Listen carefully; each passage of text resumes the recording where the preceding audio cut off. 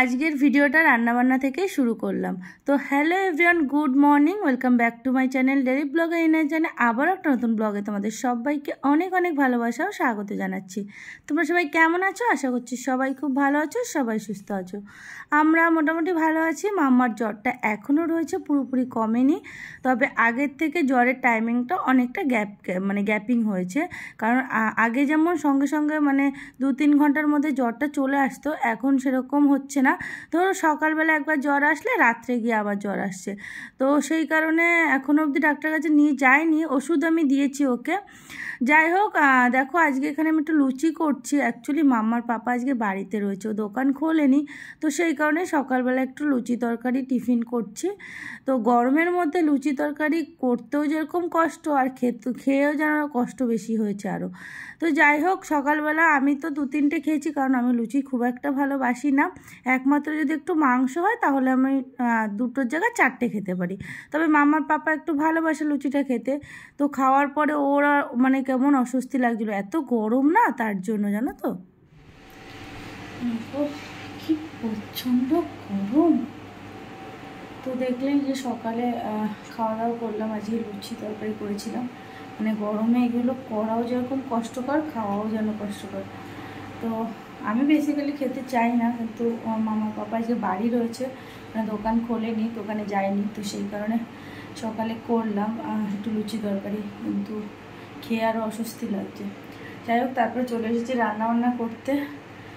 আর মাম্মা ঘুমিয়ে পড়েছে, খেলছিল, সকালে উঠে জ্বর এসেছিলো একবার, তো ওষুধ দিলাম। তারপরে কিছুক্ষণ একটু খেলাধুলো করলো, টিভি দেখলো, খেলো, অল্প করে খেয়েছে, একদমই অল্প খেয়েছে।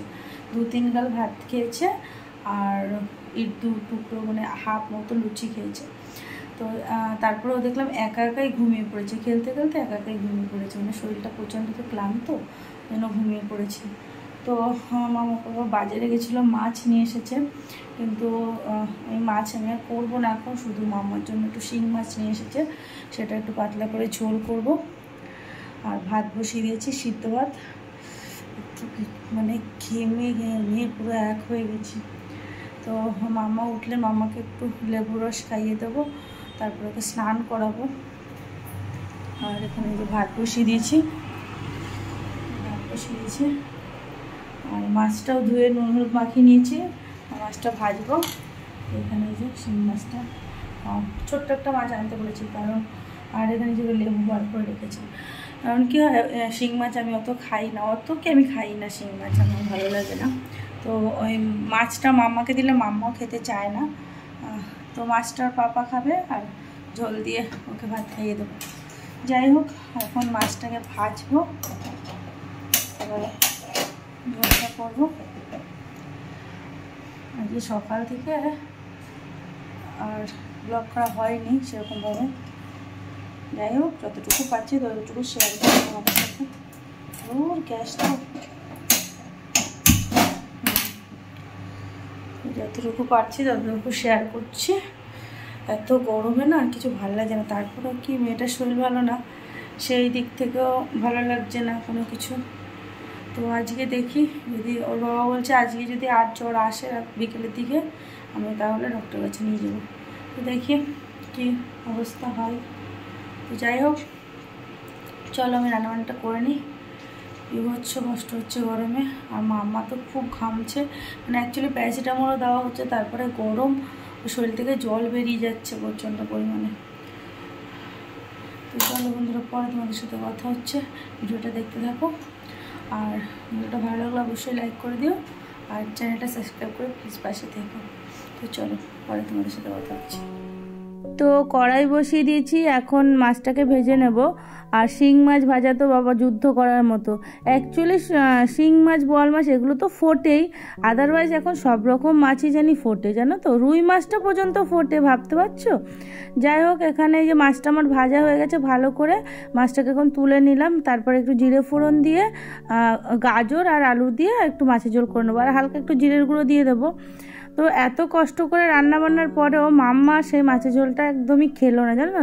1 গাল ভাত মুখে নিয়ে ওক ঠেলে ফেলে দিল, একটা গাল ভাত পুরো খেলোও না। ও এমনি তো প্রথম থেকেই খায় না, তারপরে এরকম জ্বর রয়েছে, তার মধ্যে তো শিং মাছ আরও খাবে না। মানে শিং মাছের ঝোলটা আমি ছোটোর থেকে ওকে দেওয়ার চেষ্টা করি, কিন্তু খায় না কেন কি জানি। আমারও ভালো লাগে না যদিও, কিন্তু লাস্টে ওর বাবাই খেয়ে নিল। আর বেশি কিছু করিনি, সিদ্ধ ভাত করেছি, কারণ খাওয়া দাওয়া সেরকম আজকে আর ইচ্ছাও করছে না। সকালবেলা লুচি খাওয়ার পর অ্যাকচুয়ালি তেলে ভাজা খেলে দেখবে পেটটা কিরকম ভরা ভরা লাগে, তো ভাতটা না খেলেও আবার মানে গ্যাসটা বেশি হয়ে যায়, গ্যাস বেশি পরিমাণে। তো সেই কারণে কি হয়, ভাতটা খেলে ওরকম মানে অস্বস্তিটা অতটা লাগে না। তো অল্প করে ভাত খেলেও মানে আমার তো এরকম মনে হয়, কারণ আমি লুচি খাই, পরোটা খাই, আমার অল্প করে লাস্টে ভাত লাগে।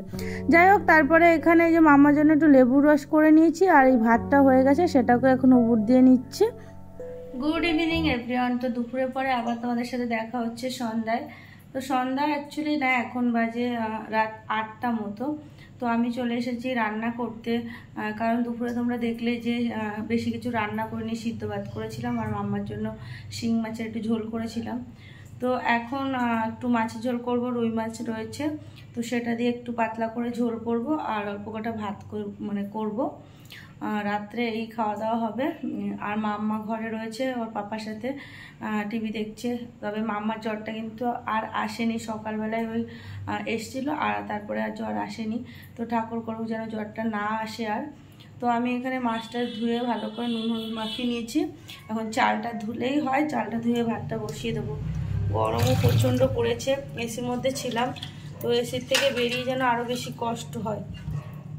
তো এই যে এখানে যে চাল ধুচ্ছি আমি, তো চালটা হয়ে গেলে ভাত বসাবো। এই যে মাছের ঝোল রয়েছে, মানে মাছ নুন হলুদ মাখানো রয়েছে। তো মাছের ঝোলের জন্য সবজি কাটবো, পটল আর আলু দিয়ে পাতলা করে ঝোলটা করব। তো যাই হোক, চলো রান্নাবান্নাটা করে নিই। প্রচণ্ড গরম লাগছে, ফোন ধরে কথা বলতেও যেন কেমন অস্বস্তি লাগছে। আর তাড়াতাড়ি করে রান্নাবান্না করতে হবে, মানে যতক্ষণ এখানে দাঁড়াবো ততক্ষণ যেন আরও কষ্ট। তো আমি ভাতটা বসিয়ে দিই, একটু এসির মধ্যে যাবো। যাই হোক, চলো পরে তোমাদের সাথে কথা হচ্ছে। মা চলে আসো। কোথায়? এটা কি হচ্ছে? আয় খাবি, আয় আয় আয়, চল খেয়ে নিবি। এখন আমা করে দিচ্ছে। তো দেখো রান্না বান্না হয়ে গেছে, এখন খাওয়ার জন্য চলে এসেছি। আর এখানে মাম্মার পাপা ভাত নিয়ে নিচ্ছে, বলছে আমার আর তো অসহ্য না, তুমি ভিডিও করো, আমি ভাত নিয়ে নিচ্ছি। তো কুমড়ো আলু দিয়ে মাছের ঝোল করেছি, পটল দিয়ে করিনি। পাপা কি হাত নাড়াবে না? হ্যাঁ,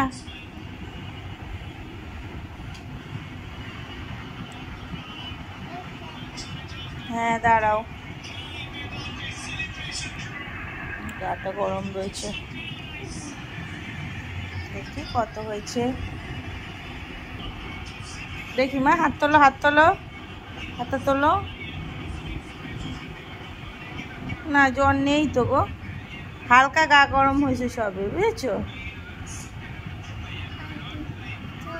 হালকা গরম হয়েছে, এই জ্বরটা আসবে আসবে। যে 100 হলে ওষুধ দিয়ে দেবো। সবাইকে গুড নাইট বলে দাও তো, বলো আজ আমি ঘুমাই, তোমরাও ঘুমাও। 100 হয়নি এখনো, আসবে এখনই জ্বরটা। 100 মতো হতে পারে, কারণ সবে তো গাটা গরম শুরু হয়েছে, হলে আমি ওষুধ দিয়ে দেবো। ভালো হলো, জিতে গেল বিরাট কোহলি। যাই হোক, মামার জ্বরটা আসছে আসছে মনে হচ্ছে, তো আসলে ওষুধটা দেবো, কারণ এখনও টেম্পারেচারটা নর্মালি আছে, কিন্তু তবুও গাটা গরম লাগছে। যাই হোক, চলো আজকের মতো ভিডিওটা তাহলে এখানেই শেষ করছি। ভিডিওটা তোমাদের কেমন লাগলো অবশ্যই কিন্তু কমেন্ট করে জানিও, আর ভালো লাগলো অবশ্যই একটা লাইক করে দিও, নতুন তোমরা প্লিজ চ্যানেলটা সাবস্ক্রাইব করে পাশে।